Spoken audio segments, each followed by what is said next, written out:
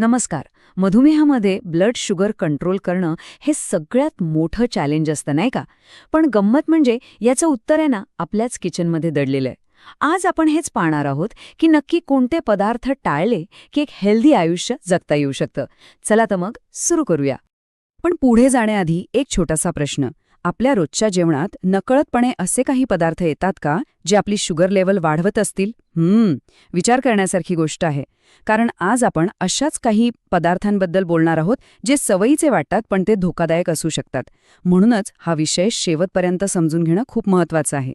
चला आधी एकदम बेसिक गोष्ट समजून घेऊया. मधुमेह म्हणजे डायबिटीज म्हणजे नेमकं काय?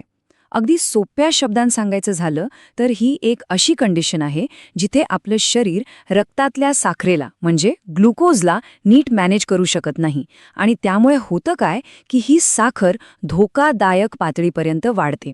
आणि म्हणूनच या वाढलेल्या साखरेला कंट्रोलमध्ये आणण्यासाठी आपलं आहार तोच सगळ्यात मोठा हिरो ठरतो. ओके, तर आता आपण येतोय सगळ्यात महत्त्वाच्या भागाकडे. आपण असे 4 पदार्थ बघणार आहोत ज्यांना जर आपण आपल्या आहारातून बाजूला केलं तर ब्लड शुगर कंट्रोलमध्ये ठेवायला खूप मोठी मदत होऊ शकते. विश्वास ठेवा, हे छोटे बदल आपल्या आरोग्यामध्ये मोठा फरक घडवून आणू शकतात. तर या लिस्टमधला पहिला पदार्थ हा आपल्यापैकी बऱ्याच जणांचा फेवरेट आहे, पण जेवढा तो आवडतो ना तेवढाच तो धोकादायक आहे. अगदी बरोबर, गोड पेय म्हणजे आपले फ्रूट ज्युसेस, सोडा, एनर्जी ड्रिंक्स आणि बाजारात मिळणारी सगळी साखर टाकलेली पेय. ही दिसायला कितीही छान वाटली तरी ज्यांना डायबिटीज आहे त्यांच्यासाठी ही खूपच हानिकारक ठरू शकतात. पण प्रश्न हा आहे की ही पेय इतकी वाईट का? सगळ्यात पहिलं कारण, यातली साखर ना रॉकेटसारखी थेट रक्तात पोहोचते आणि शुगर लेवल झपाट्याने वाढवते. दुसरं म्हणजे यातून शरीराला पोषक तत्व शून्य मिळतात, फक्त आणि फक्त रिकाम्या कॅलरीज. आणि तिसरी गोष्ट, याने वजन वाढतं, ज्यामुळे डायबिटीज मॅनेज करणं अजूनच अवघड होऊन बसतं. ठीक आहे, आता वळूयात दुसऱ्या पदार्थाकडे. आणि हा पदार्थ तर आपल्या जेवणाच्या ताटात अगदी रोजच असतो. तो आहे पांढरा ब्रेड आणि मैदा. म्हणजे आपला पाव, ब्रेड, नान, मैद्यापासून बनवलेली प्रत्येक गोष्ट. खरं तर हे पदार्थ आपल्या नाश्त्याचा आणि जेवणाचा इतका महत्त्वाचा भाग बनले आहेत की आपल्याला कळतही नाही की यामुळे शरीराचं किती नुकसान होतंय. आता यामागचं सायन्स काय आहे? तर यांचा असतो हाय ग्लायसेमिक इंडेक्स. म्हणजे काय? तर हे पदार्थ पोटात जाताच एखाद्या साखरेच्या बॉम्बसारखे फुटतात आणि ब्लड शुगर लेवल एकदम वर जाते. आणि यात फायबर तर नावापुरतंही नसतं, त्यामुळं पोट भरल्यासारखं वाटत नाही आणि मग आपण गरजेपेक्षा जास्त खातो. ओके, आता येतोय तिसरा नंबर. हे असे पदार्थ आहेत ज्याच्या धावपळीच्या आयुष्यात आपल्याला खूप सोयीचे वाटतात. हे आहेत प्रक्रिया केलेले आणि पॅक केलेले पदार्थ. म्हणजे चिप्स, बिस्किटं, इन्स्टंट नूडल्स आणि बाजारातले रेडी टू ईट जेवण. हो, हे आपला वेळ नक्की वाचवतात, पण आरोग्याची मोठी किंमत मोजायला लावतात. या पॅकेट्समध्ये ना चवीसाठी भरपूर प्रमाणात लपलेली साखर असते, सोबतच मीठ आणि ट्रान्स फॅटसारखी घातक चरबी. यामुळे फक्त ब्लड शुगरच नाही तर ब्लड प्रेशर आणि कोलेस्ट्रॉल वाढण्याचाही धोका असतो. आणि न्यूट्रिशन ते तर विसरूनच जा, ते जवळपास शून्य असतं.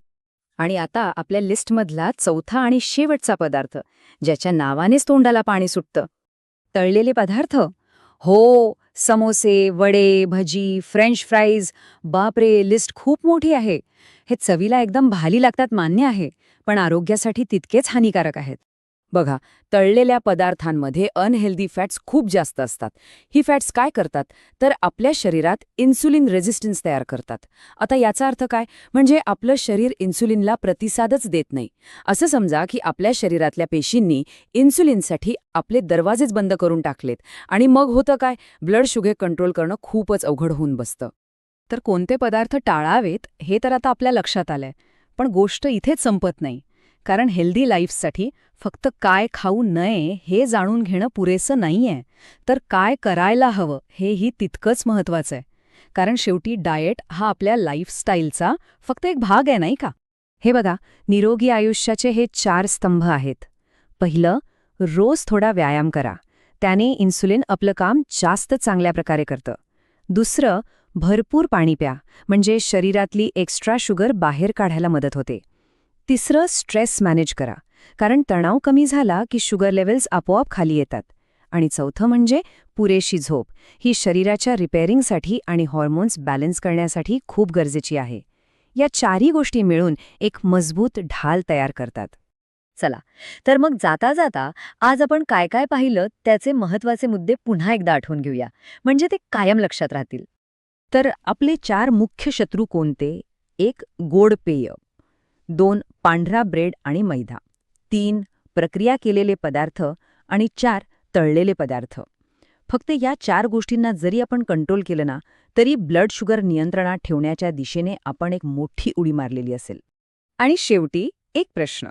हे सगळे बदल एकदम करणं कदाचित अवघड वाटू शकतं, पण प्रत्येक मोठ्या प्रवासाची सुरुवात एका छोट्या पावलानेच होते. आज फक्त एकच निश्चय करा की या 4 पदार्थांपैकी फक्त एका पदार्थाला आहारातून कमी करायचा आहे.